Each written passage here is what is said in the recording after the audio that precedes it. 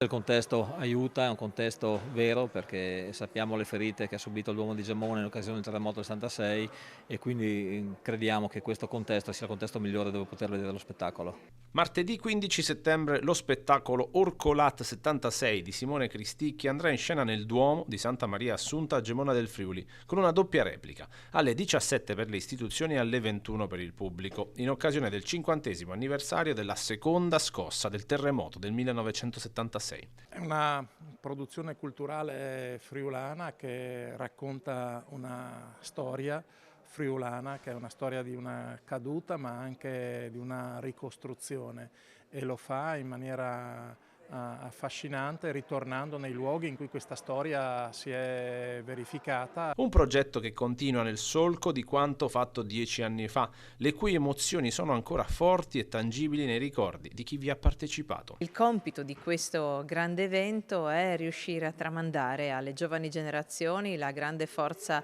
di volontà e la grande tenacia e la fiducia nel futuro di un popolo che ce l'ha fatta, e quindi possono farcela anche tanti altri se mettono insieme quel lavoro di squadra, quella coesione sociale, quella voglia di lavorare, quella dignità che i nostri genitori, i nostri nonni hanno messo in campo dal primo minuto. Simone è un romano, ma è un friulano di adozione, è un amico della nostra regione. Io ho dei ricordi